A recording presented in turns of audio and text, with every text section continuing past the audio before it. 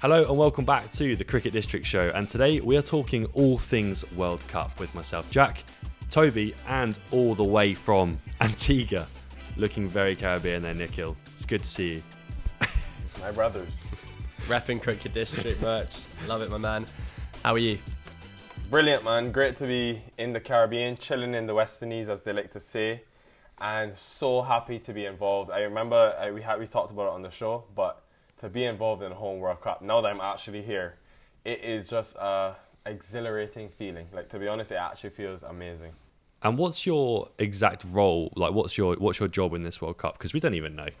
Yeah, so gratefully I started the tournament doing a couple of games for BBC Radio. So I was on 5 Live. I did the Namibia-Oman game, which went to Super Over. That was quite good. Worked with Stephen Finn, England Ashes winner, Henry Moran, who is a stalwart in the radio industry. I also did England-Scotland, even though that was just half a game. And then I've transitioned to be a digital insider for the ICC.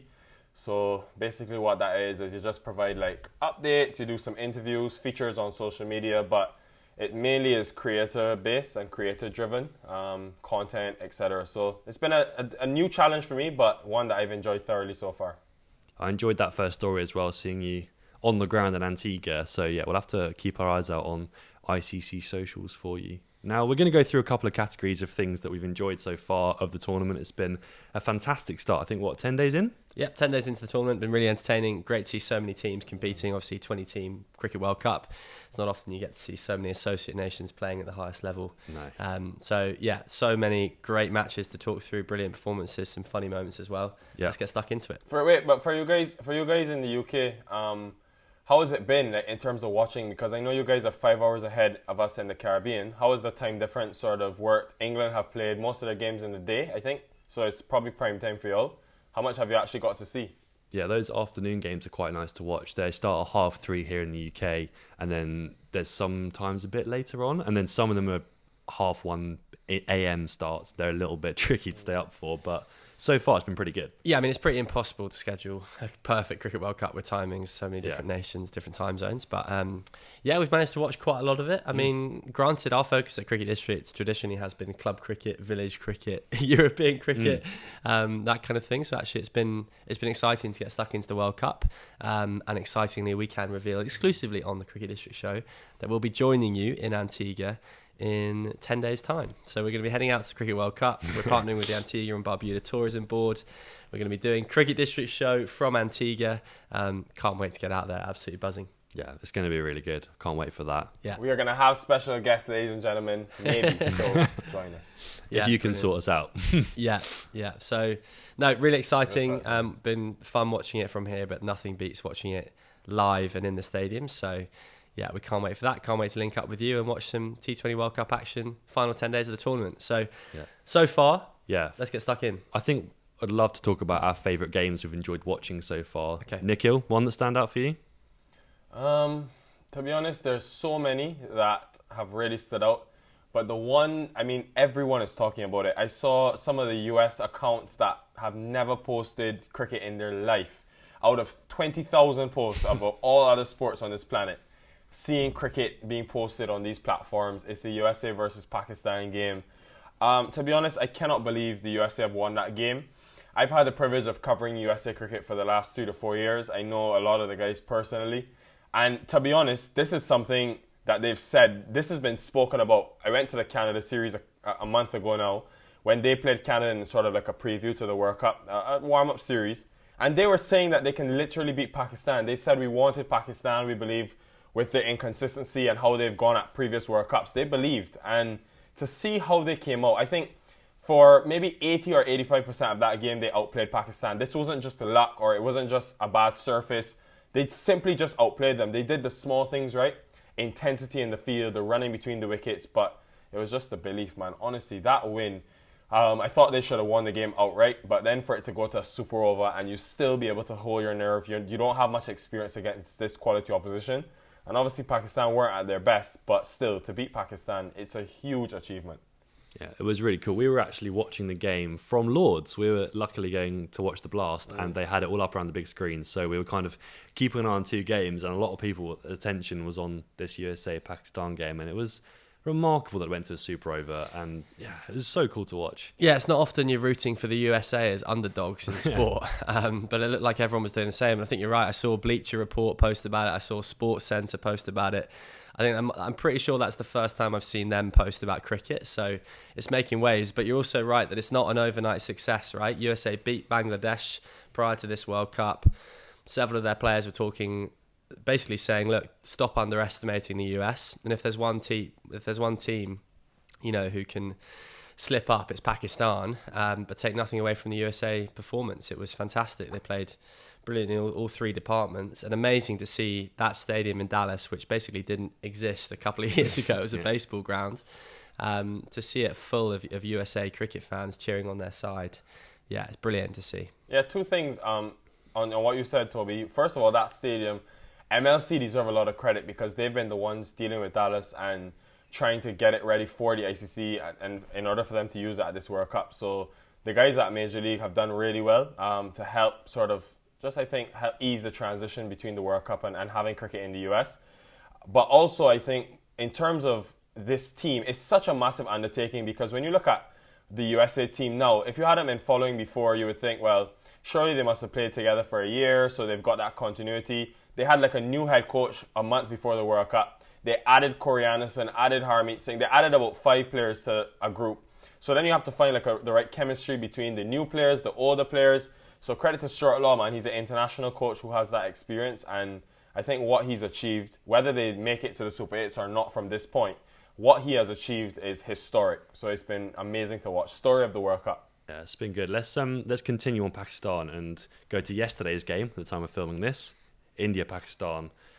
Many people would say the biggest game in cricket all year round, and it didn't disappoint again. Low-scoring game, but to see India defend 119 was incredible, and I enjoyed watching the game for sure. Yeah, I mean, so did a billion people across the planet, right? Yeah. Unbelievable.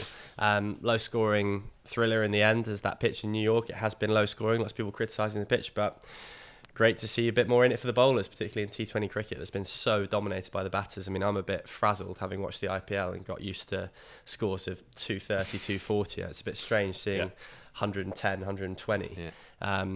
But yeah, a great game in the end. Pakistan, you've got to feel like bottled it is a bold statement. Jasprit Bumrah bowled brilliantly, but Pakistan will be waking up this morning thinking, how on earth have we lost that game, considering the position they're in? What did you make of it, Nikhil? Yeah, I can't believe they lost that game, to be honest. Obviously, USA, very good for their chances, but 40 runs off 39 balls with 7 wickets in hand, and you don't get that. The problem is, of those 36 balls. Of those 6 overs, Bumrah had 2, and that right there was the difference. When they got 120, though, I was like, surely Pakistan are going to win this game. But it tells you, I think, where Pakistan cricket is probably at. Made a lot of panic changes, new head coach, new coaching staff, very close to the World Cup, new captain, a lot of changes in that England series, for example, where they were supposed to have as like a warm-up for the World Cup, literally 3 days before the World Cup started. So, yeah, it's disappointing, I think. I surely back them, even on a tough surface, even with Bumrah. They have enough quality to win that game. Maybe some of the shot selection they'll look back on and say, maybe we could have been better. But, yeah, I can't believe that they lost that game. But it tells you about, I think, Bumrah, and also it tells you about the World Cup. This World Cup in the Caribbean is going to be, I think we're going to get a lot of games like this. Afghanistan, New Zealand, for example, the other day, the conditions bring these teams into the game so much. So, it's amazing, man. I think... yeah, this is why the Caribbean is the best. I've been telling you all, Caribbean is the best. Yeah, one thing that struck me is that Pakistan just looked so low on confidence. I think having lost that game to the US, going into a game against India where you want to be in form, you want to be confident of your skills, batting, bowling, fielding. Babar Azam looked pretty confused every time the cameras cut to him. He just didn't look confident in his captaincy, didn't look confident in the rest of his team, and they'll be gutted. And now they've got to work pretty hard to get out of the group. Yeah, really, really hard. Who's at the top now? Is US at the top because of their run rate? And then, oh no, it's not. It's India at the top, and then USA second. Yeah, so USA have a really strong chance of making it out, which is fantastic to see for them, and great considering they're co-hosting the World Cup. Yeah. The fact that they've won 2 from 2 is brilliant. It's really cool. Yeah, so from one super over to another, the game I've got to talk about is Namibia-Oman. I mean, what an absolute thriller that was. Fantastic to see early stages of a World Cup going to a super over. Let me just look down here. So they needed 5 off the last over, Namibia, to win this game. Hats off to Meran for bowling a brilliant final over. Wicket, dot, wicket, 1-2-1. But off the final ball, they ran one to the keeper, and the keeper misses a relatively regulation. I know he was standing up because it was the last ball, but he would have backed himself 9 times out of 10 to take the stumps. And that then kind of ruins their chances, because then David Visa comes in and Erasmus, and they smash 21. And Oman were never going to chase that. So they'll be gutted, because that would have been a huge victory for them. But David Visa, we've got to talk about him. 39 years old, an absolute mercenary when it comes to T20 cricket. But playing for Namibia, he absolutely loves it. The passion with which he was celebrating was brilliant to see. And yeah, a huge win for Namibia. He's probably up there, even in conversation of all players, of people that you'd want in terms of experience. Oh, yeah. In a high-pressure T20 moment. He's played everywhere, played in every tournament, probably won most tournaments. So to have him in Namibia's side is kind of invaluable for them. Yeah, and from an entertainment perspective, a World Cup, early stages going to a super over, you wouldn't have had that in previous World Cups. It would have just been a tie and down to run rate. So yeah, really entertaining. Yeah, I was there. I was at the game. Basically, I went downstairs, and it's like 12:30 in the morning in Barbados, and it's going into the last over. So I just got my bag. I wasn't doing the last stint, so I just walked downstairs thinking, like, I'll just watch the last 6 balls. They'll get the 5 runs easy, and then I'll just head out. And then it went to super over, so I had to turn around, go back upstairs, go back on commentary. But I think it was very good for the start of the World Cup to get that sort of hype and attention around it, because it was a really good game. Pitch probably was on the disappointing side. Given that I'm from Barbados, I expect it to be a bit better, which I think it is getting a bit better. But yeah, I think it was a cracking game of cricket. And Namibia, man, they could also be a force. This group with England, Australia, Scotland, we're all talking about the 3 of them. But Namibia they've handled their business so far. We don't know how they're going to fare against England. We'll see that soon. They have Australia on Tuesday night. But yeah, that group is wide open, in my opinion. England could be in some deep trouble. Yeah, one thing to touch on there, I want to ask you about what the atmosphere was like. Obviously, Namibia playing Oman, you wouldn't expect a big crowd, but the atmosphere looked fantastic. And then the same again for Guyana, West Indies playing there, and then the Afghanistan game as well. It looks like the crowds are really coming into these games and enjoying it, even if the West Indies aren't playing. Yeah, so like the Guyana ones I could understand, because West Indies play, people will come, or Afghanistan, New Zealand is quite a big game, so I get that. But what I've been surprised about, when you've had the first game at the 2 venues I was at, so Kensington, which was that Namibia-Oman game, it was a decent crowd, but for an 8:30 game at night, I didn't expect anyone to come, and people were there. There's people I saw in the airport with Namibia shirts on and stuff, so they have some sort of support. And then yesterday I did Scotland versus Oman, and in Antigua, where I would say the cricket-loving population is less than Barbados, and it was packed. It was a Sunday afternoon. Well, packed is relative, but it had a decent amount of people. I'll say 3,000 to 4,000. And for a Sunday afternoon, for teams that probably no one in Antigua has seen, I think it was a great turnout. And one thing I want to talk about as well, sorry to digress, but I know you guys came to Antigua with the Scotland team for the Cool and Smooth T20 last year.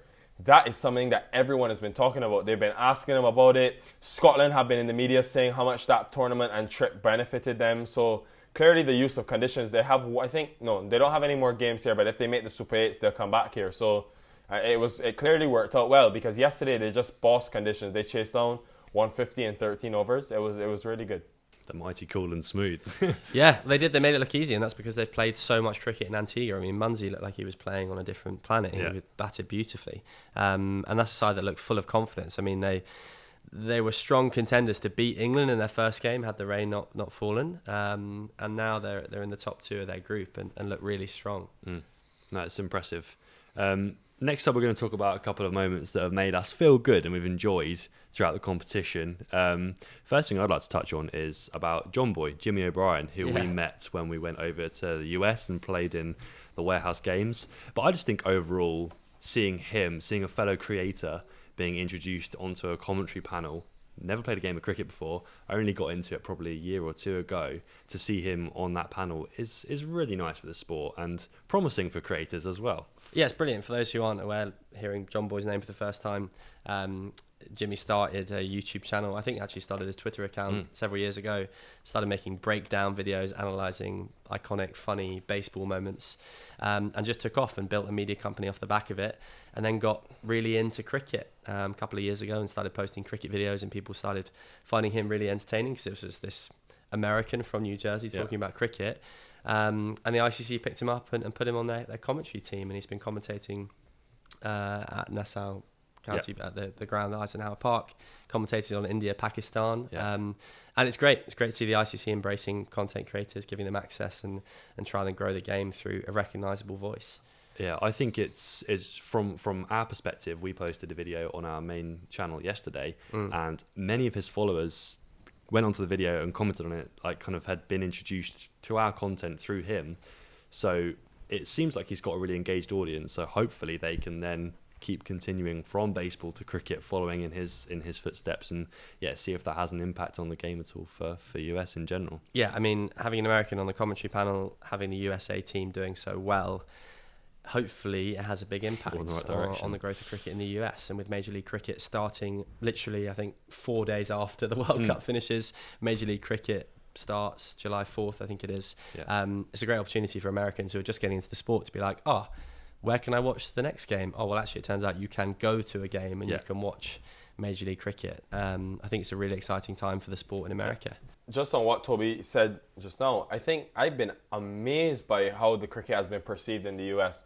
Someone was at the Netherlands versus Someone was at the Netherlands versus South Africa game in New York a couple of days ago, and they told me 8,000 people were there. That was the official count. 8,000 for a Netherlands versus South Africa game. If it's Nepal, that's different. They have a massive following. But Netherlands and South Africa, I wouldn't expect to have 8,000 people. That's more than we're getting in the Caribbean for West Indies games. So that is, I think, just a sign to the ICC as to how big this sport is going. And in terms of John Boy, I think he has been great. What they want to do at the ICC is appeal to a new audience and buy into what is the world's second largest sports market. And to have him sort of easing that transition, I think, where it's not so rigorous for someone turning on the TV for the first time to be like, what is this? He sort of is able to link things like the mitt or the keeper behind the stumps, the bat speed, the bat swing, stuff like that to baseball, so it's easier for people to understand. And I thought he's made a huge difference. So yeah, credit to him, credit to the ICC for taking that bold and courageous move, because obviously he's never done TV commentary before on cricket, and I don't even think he does a lot of live stuff. It's more pre-records or post-game or post-moment. So yeah, it's been a revelation, man. I think really enjoyed it so far. So another brilliant moment I really want to talk about is Uganda getting their first win in the T20 World Cup, beating Papua New Guinea by 3 wickets. Absolute scenes. The cricket cranes get their first victory of this tournament.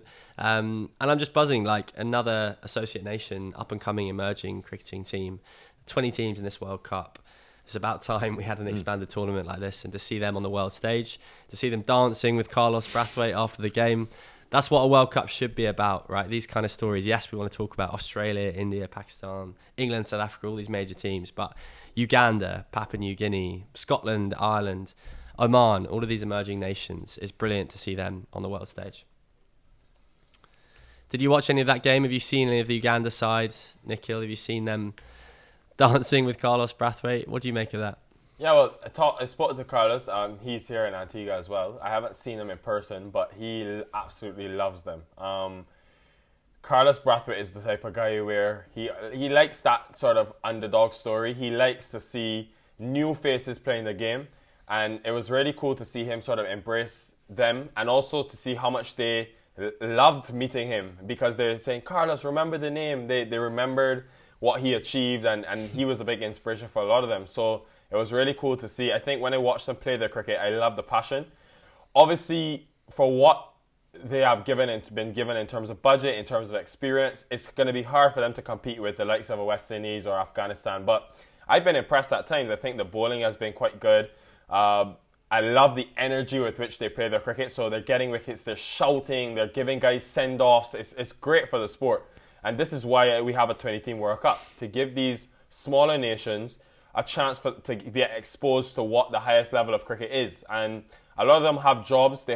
Some are plumbers, some are carpenters, but they have expressed the interest to want to do cricket as a full-time job. And I hope that when they go back to Uganda, given what we've seen, the potential we've seen from them, that something can be put in place where they can focus holistically on cricket, and this can become their passion, because just like it is for all of us, they have this similar passion for the sport and they want to be able to play it and do what they love.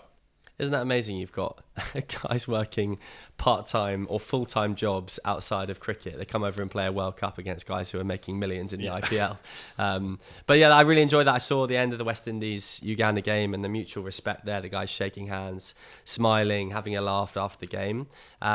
I really like this idea that these guys like Carlos Brathwaite and current players in the West Indies side, for example, will become mates with the Uganda players and help them develop, and maybe even go over there and spend some time over there and help develop the game, because that's so important. It can't just be this couple of weeks of fun and then everyone forgets about them as a cricketing nation. It has to be, this is the start of something big, and people have to help these nations develop, give them the budgets and the coaching they require to continue, because we don't want to see, what happened with, we talk about Bermuda, everyone talks about Dwayne Leverock and all that kind of iconic moments of a World Cup, and then we kind of just forget about it, and the ICC don't do much to develop the game there. And I think it's really important that we look after these nations and help their players grow and give them the opportunities they deserve. Yeah, definitely. And I have to give a shout out to their kit as well. Oh, I love it. It's brilliant. That was my favourite, I'm pretty sure, in the predictions. Did y'all see Marsh saying about their kit that they stole the gold and yellow from Australia? And there was such a good moment. He put on a Uganda kit. They had like Warner I did see they did some shirt swaps. Another story we've been speaking about a lot, and Nikhil's been backing them from the start, but I have loved watching Afghanistan. The smiles on their faces, the amazing cricket they're playing. Nikhil, tell us all about Afghanistan. Yeah, I've been telling you guys, listen, this team, as much as I thought they would be competitive at this World Cup, watching them in these first couple of games, this team is a serious threat. Like, to the point where I think they could reach the semi-finals, where I think they could really beat and challenge the best of the teams. And why do I say that? When I've looked at the conditions that we have in the Caribbean, it suits Afghanistan so well. This is the best bowling attack in the tournament by far. The variety that they have, Farooqi, Naveen with the seam. Farooqi has really impressed me with his swing. And Rashid, Mujib, Nabi, they've got so many options in that team. The only problem I would see in that side is the batting. But the way that the openers have gone is sort of papered over the cracks. So let's see how it goes going deeper into the tournament. But to challenge the likes of the West Indies, they've already beaten New Zealand. I think New Zealand are in real trouble. Afghanistan, I have them to make the Super 8s with the West Indies. And once they do that, I think they'll play 2 games in Barbados where the pitch has been on the slower side, ball has spun, so that could be problematic for teams that they face. But what a story, man. It is such a good example for associate nations, something to aspire to. A place like Nepal, for example, who are now beginning their journey. This was Afghanistan 10 years ago. And 10 years later, they are one of the most formidable forces at a T20 World Cup. So really fitting to see the way that they've developed as a nation. And I think they're a serious team to watch. I love every bit of them. Yeah, I think we can continue on the Afghanistan trend with moving into players that we've enjoyed watching. And for me, it's got to be Ramanila Gurbaz. You talk about their batting, Nikhil, might be not that strong in terms of depth, but in terms of their top 2 and starting off strong, you can't look past him. They're 2 from 2. He's top run scorer as we're recording this in the whole competition. And yeah, I love watching him bat. He's an unbelievable player. And what I love about Gurbaz is actually we've watched him from the start of his international career. I think he watched a warm-up game out in Abu Dhabi where he smashed, I think, outrageous 6 out of the ground and then backed it up with his first 100 in the next day. Next day's game. Yeah, it's been awesome to follow his career. You're right. It's been nice. It's not often you can say that. And that was probably 3 or 4 years ago that we saw him first in action, and kind of was blown away by his style and his technique, and got a couple of great videos of him. So we've been watching him closely. So it's now awesome to see him do it on the biggest stage possible. Yeah, and it's a great point from Nikhil there as well. Like, a world-class performer now, but 5-6 years ago, no one had heard his name. And I think for a up-and-coming Nepalese batter, for example, or a player from Oman, to look at Gurbaz and think, wow, if I get the opportunities I deserve, or when I work for these chances and I perform on the biggest stage, who knows? IPL contract, perform at a World Cup, get your team to the semis of a major tournament. It's really impressive. Yeah. Do you enjoy watching him bat, Nikhil, as well? Yeah. Gun. I think T20 batting, one of the best in the world in terms of openers. It's why he went to the IPL this year. It's why he played in the final for KKR that won the tournament. Very aggressive, very powerful, fearless, which is one of the keys intent in this T20 format. And yeah, he's been fantastic. Yeah, another player I've loved watching, Aaron Jones. I mean, we played on the same team in ball in play in the warehouse games. We mentioned John Boy Media earlier. And even then, Aaron Jones struck me as a very cool, very calm, collected figure, even under the pressure of the warehouse games. But to see him smash it around the park, he got he hit 94 not out of 40 balls, including 10 sixes, which matches Chris Gale's record of the most sixes in a T20 international innings. A phenomenal cricketer. Nikhil, you know a bit more about his story than I do. For those who are new to listening or new to the Aaron Jones story, could you give us a brief overview of his journey in cricket so far? Yeah, he's born in the Bronx, which is in the US, New York. Moved to Barbados for the formative years of his life, and was in Barbados playing cricket for the Barbados with Jason Holder, with Carlos Brathwaite at his club Wildy. Jofra Archer plays at that club as well. And then the USA saw him while they were here for a camp and just was like, who is this guy? And they found out he was eligible. And from there, the rest is history. He had always done so well for them in one-day international cricket. I think they're in their top 2 leading run scorers of all time. But the biggest thing about his game that he always wanted to expand on was the T20 format. And it's funny because the conversations we had going into this World Cup, he was just so hungry for it, man. Honestly, if you know Aaron Jones, you know that he's one of the most determined individuals in the world, and he hits probably about 1,000 balls every practice session. He's really passionate about his cricket and just so happy for him. He understood the opportunity he had at this T20 World Cup, and it's amazing because a story like that, he didn't get picked in the Major League draft. So here you have a guy who didn't get picked in your sort of USA tournament by any of the teams, and he could be one of the leading run scorers at the T20 World Cup. Cricket is just an amazing, an opportunity, I would say. It's also no secret that USA Cricket have had their problems, right? And for him to kind of ride that storm and persevere and keep performing. I had a quick look at his Twitter feed the other day, and it's just full of inspirational quotes and never give up and keep persevering and back yourself. And he has backed himself, and he's 29 years old. He's got a lot of cricket ahead of him, and I like to think that he'll play for the US for a long time and hopefully get picked up in some major tournaments. And he's such a great example of giving players the opportunity they deserve, and then gosh, he took his chance, and he's made serious headlines. And I think he's now, I wouldn't say he's a household name in the US, but every single graphic that we saw on Instagram or headline that we saw on CNN was Aaron Jones takes the US to victory. Fair play to him. So sadly we didn't get the title in the warehouse games, but he's performing on the biggest stage for the US, and maybe that's slightly more important. Definitely. Well, Nikhil, is there anyone else that you've been keeping an eye on and you've been enjoying watching so far?